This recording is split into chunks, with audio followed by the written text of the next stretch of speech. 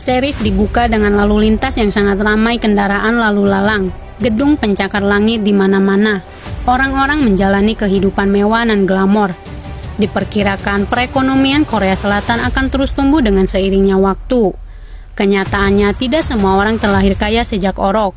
Sebagian mereka yang terlahir menjadi miskin harus bekerja mati-matian demi mencukupi kehidupan sehari-harinya.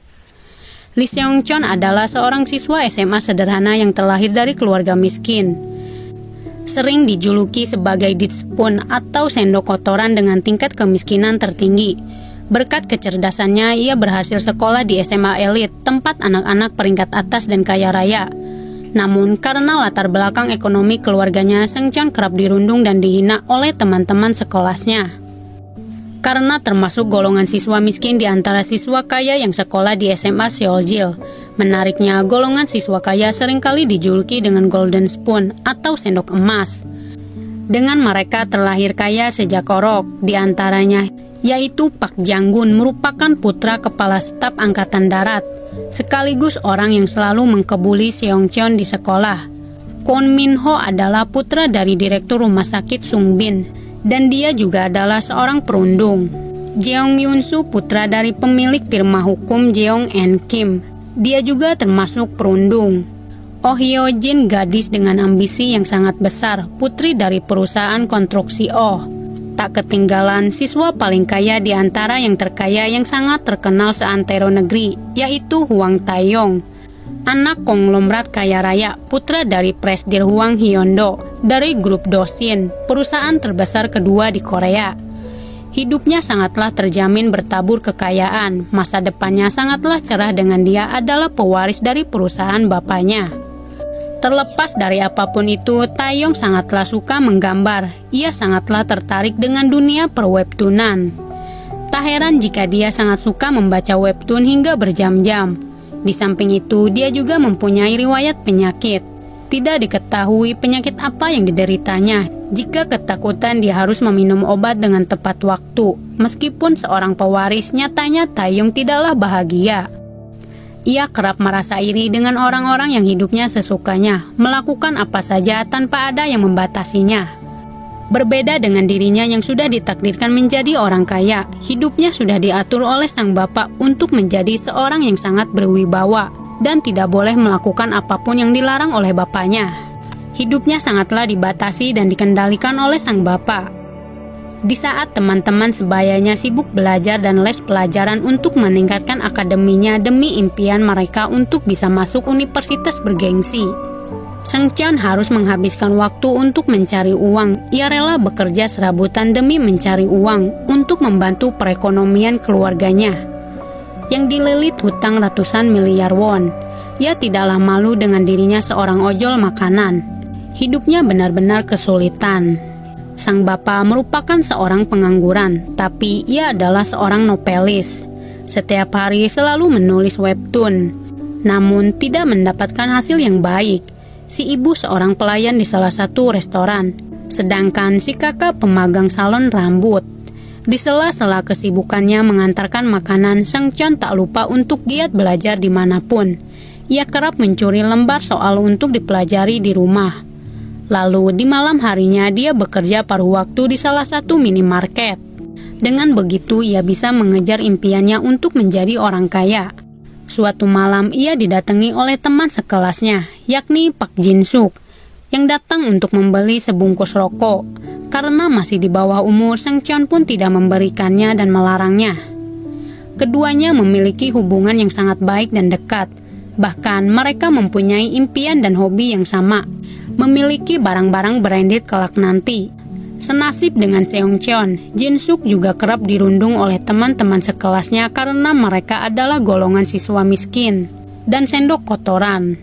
Malam itu Jin-suk sangatlah beda dengan sikapnya terhadap Seung-cheon, seperti ingin mengatakan sesuatu namun tak bisa mengatakannya. Ia pun mengirimkan pesan perpisahan untuk yang terakhir kalinya kepada sahabatnya. Tragis, ia lebih memilih untuk mengakhiri hidupnya, menyusul keluarganya yang lebih dulu melakukan bunuh diri. Keesokan harinya, Seung-cheon langsung bertolak ke rumah Jin-suk dengan berlari tergesa-gesa melihat kondisi sahabatnya. Ia pun sangat syok melihat jasad Jin-suk.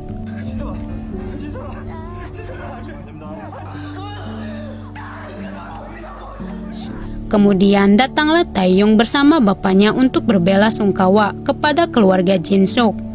Beredar rumor mengatakan jika kematian mereka berhubungan dengan pembongkaran paksa di area tersebut, dengan adanya proyek pembangunan ulang di Samindong. Seungcheon yang sedang berduka terus diganggu oleh Jang Gun dan kawan-kawan karena tidak puas dengan nilainya yang mendapatkan nilai B, jauh dari ekspektasi yang dia inginkan. Ternyata selama ini Seungcheon selalu menjual soal jawaban kepada Jang Gun dengan memanfaatkan kecerdasan yang dimilikinya, alih-alih mendapatkan hasil sepadan dengan jerih payahnya. Justru Seungcheon malah mendapatkan bogem mentah dari Jang Gun karena tak puas dengan hasil akhirnya. Belum sehari saja kepergian Jin Suk, mereka malah menghina Jin Suk. Hal itu membuatnya murka dan kesal dengan ucapan Jang Gun. Namun karena orang miskin yang tak punya uang, ia sadar diri jika gelut dengan Jang Gun, dirinya sendiri yang akan rugi, sehingga dia lebih memilih pasrah. Taeyong yang melihat mencoba menegur mereka dengan apa yang dilakukan oleh Jang Gun dan kawan-kawan. Taeyong kerap salah menyebutkan nama orang-orang di sekitarnya. Ia pun tak peduli dengan semua ucapannya itu. Satu hal yang pasti, keluarganya sudah membayar biaya pemakaman keluarga Jin Suk dan bertanggung jawab atas segalanya. Di samping itu, si bapak melihatnya dari kejauhan dengan apa yang mereka lakukan dan bertanya apakah Seungcheon adalah temannya, sekaligus menanyakan apa arti dari teman. Sayangnya, Taeyong tak bisa menjawabnya sama sekali. Scene beralih dengan seorang gadis bernama Najuhi yang hari ini keterima kerja di minimarket. Seperti yang kita lihat jika Juhi mungkin telah kabur dengan ia membawa banyak pakaian. Karena penasaran, ia pun bertanya tentang perihal luka di wajahnya. Tak disangka pertemuan pertama itu Juhi langsung terpikat dengan ketampanan Seungcheon. Walau ia sangatlah mahal untuk tersenyum saja, tapi masih tetap keren. Kemudian scene beralih pada keluarga Seungcheon yang ditagih oleh rentenir atas tunggakannya belum bayar. Keduanya pun harus menghadapi amukan dari para rentenir. Alih-alih menghadapinya, justru si bapak malah bersembunyi dari para rentenir tersebut dan lebih memilih untuk diam, takut menghadapi mereka. Keluarga itu dipaksa untuk segera meninggalkan rumah tersebut karena kesalahan si bapak sendiri yang menjanjikan akan membayar hutang dengan 2 kali lipat dari tanggal yang dijatuhkan, membuatnya justru berada dalam masalah. Seungcheon yang baru pulang langsung membongkar persembunyian si bapak yang sejak tadi bersembunyi di samping tumpukan kardus. Pada akhirnya ia pun tak bisa mengelak dari para rentenir tersebut. Tetapi si kakak sangatlah kesal dengan tindakannya itu.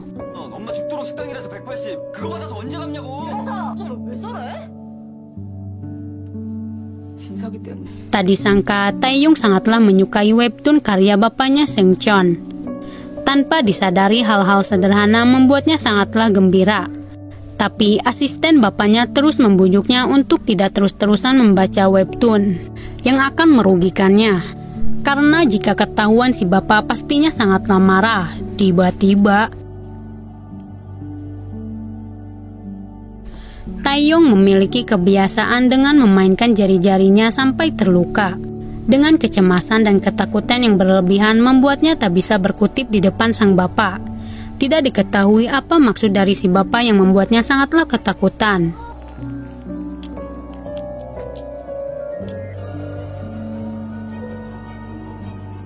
Suatu hari, Seungcheon tak sengaja melihat seorang nenek tua menjual barang-barang antik di pinggir jalan. Ia pun tertarik dengan barang-barang antik yang dijual oleh si nenek.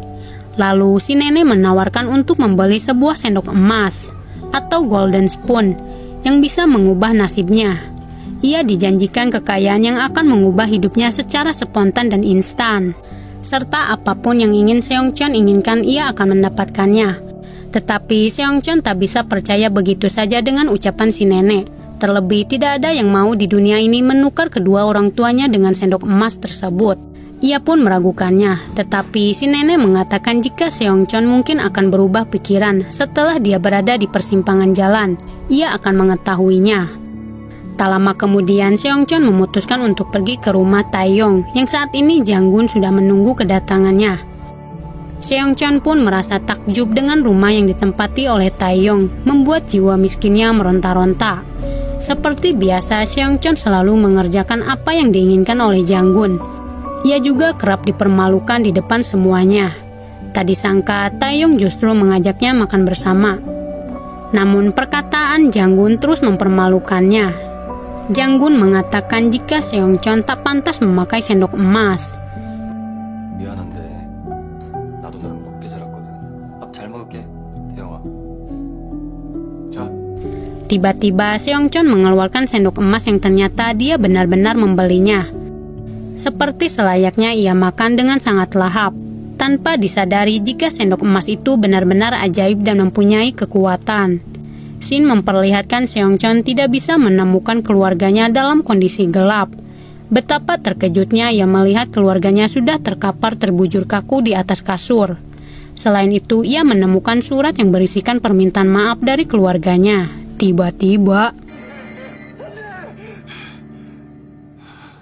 ternyata itu hanyalah mimpi. Ia pun melihat sendok emas itu memancarkan cahaya emas yang begitu terang. Lantas Seongcheon pun menuliskan poin-poin penting ke dalam kertas. Dia bahkan menggambar denah rumah Taeyong dan mengingat perkataan si nenek sedetail mungkin tanpa ia lewati. Lantas Seongcheon pun mencari tahu perusahaan bapak dari Taeyong tanpa dilewatkan sedikit pun tentang perusahaan nomor 2 tersebut. Selain itu, ia tak sengaja melihat Taeyong sedang kesulitan mengerjakan analisis laporan perusahaan, yang membuat Taeyong riet untuk menyimpulkannya. Lantas Seongcheon pun sedikit membantunya untuk membantu Taeyong. Tak disangka Seongcheon ternyata sangatlah mahir dalam pengembangan perusahaan yang akan berinvestasi. Ia pun berhasil mengajarkannya. Sejak saat itu hubungan keduanya terus terjalin baik dengan Seongcheon terus membantu Taeyong. Tentu saja Taeyong pun selalu memberikan imbalan dengan hasil yang dikerjakan oleh Seongcheon. Selalu mendapatkan hasil yang sangat baik. Hingga suatu saat ia akhirnya bisa dipuji oleh bapaknya untuk yang pertama kalinya. Bahkan menganggap Seongcheon adalah teman baik yang selalu ada di saat ia membutuhkannya. Dan akhirnya mengetahui arti kata dari teman. Juhi yang tak sengaja melihat buku pelajaran tak menyangka jika Seongcheon juga sekolah di sekolahan elit, yang notabene diisi dengan siswa dan siswi terbaik, good looking dan good rekening. Tapi Seongcheon tak termasuk ke dalam kriteria good looking dan good rekening. Lantas ia pun menanyakan perihal sekolah Juhi di mana. Dan ternyata Juhi bukanlah sembarang orang. Ia merupakan gadis dari keluarga kaya raya yang menginginkan kehidupan sederhana, biasa-biasa saja, gak neko-neko dan hidup normal selayaknya. Sebelum itu ia pernah sekolah di Inggris, namun karena suatu kejadian ia mendapatkan masalah karena jambak-jambakan dengan siswi lain, sehingga ia pun dikeluarkan dari sekolahan. Ia pun terkejut dengan Seongcheon mempunyai hubungan yang baik dengan Taeyong. Kabar tersebut terdengar kepada Yeojin dan Taeyong bahwa Juhi telah kembali ke Korea. Yeojin yang menyukai Taeyong harap-harap cemas dengan kembalinya Juhi.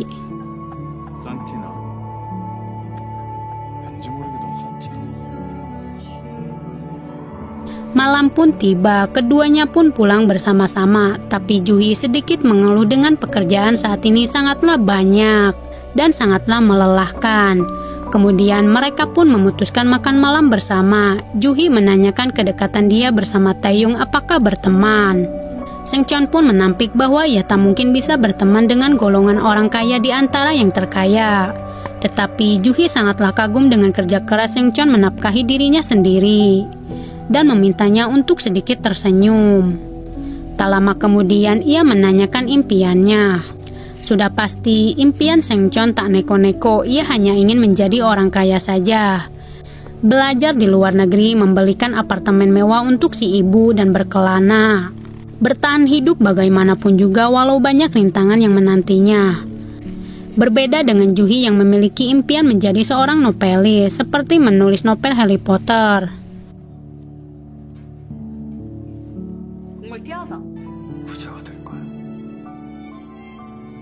Singkat cerita, di pagi harinya Seongcheon lulus seleksi kelas elang yang diisi oleh siswa dan siswi sendok emas. Hal itu memicu kemarahan Janggun yang tidak lolos seleksi.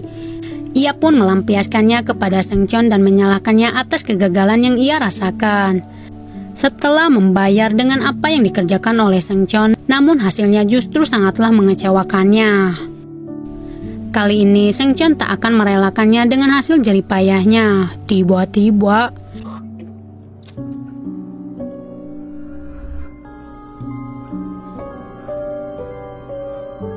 Seungcheon pun tak bisa memendung kekesalannya atas perlakuan Jang-gun. Lalu ia pun bergegas ke rumah Taeyong untuk memberikan hasil yang diminta oleh Taeyong sudah dikerjakan. Di samping itu ia meminta makan karena sangatlah lapar. Tetapi ia mempunyai maksud lain yang dimana ia mencoba kembali makan dengan sendok emas ajaib tersebut. Namun sayangnya Pak Huang telah datang. Tak suka melihat kehadiran Seungcheon di rumahnya. Tak sampai di situ, ia kembali lagi untuk makan malam tersebut. Memakan makanan tersebut dengan lahap seperti orang kelaparan. Tiba-tiba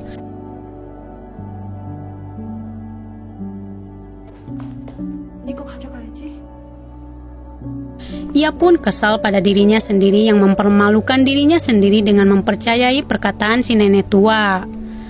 Lantas ia pun membuang sendok emas ajaib itu. Singkat cerita, rahasia yang selama ini dirahasiakan sudah diketahui oleh Pak Huang. Sehingga Taeyong pun sangatlah ketakutan dengan rahasianya sudah terbongkar. Ia pun memohon kepada si bapak untuk tidak mengirimnya ke Amerika.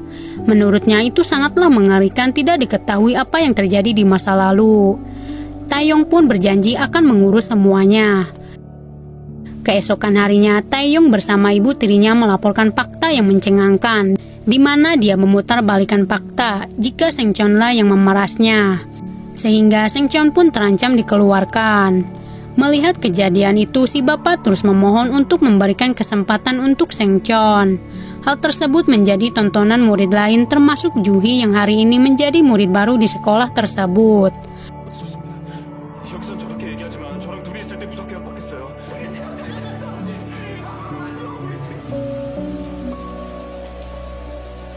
Selang beberapa jam kemudian, Seungcheon bertemu dengan Taeyong. Dia mengancam akan melaporkannya kepada Pak Huang dan mempertanyakan kenapa ia melakukan itu semua kepadanya. Setelah apa yang ia katakan bahwa keduanya adalah teman sejati, itu hanyalah bohong. Dalam pengakuan Taeyong, ia merekam semuanya dan berjanji akan menyebarkan semuanya kepada publik.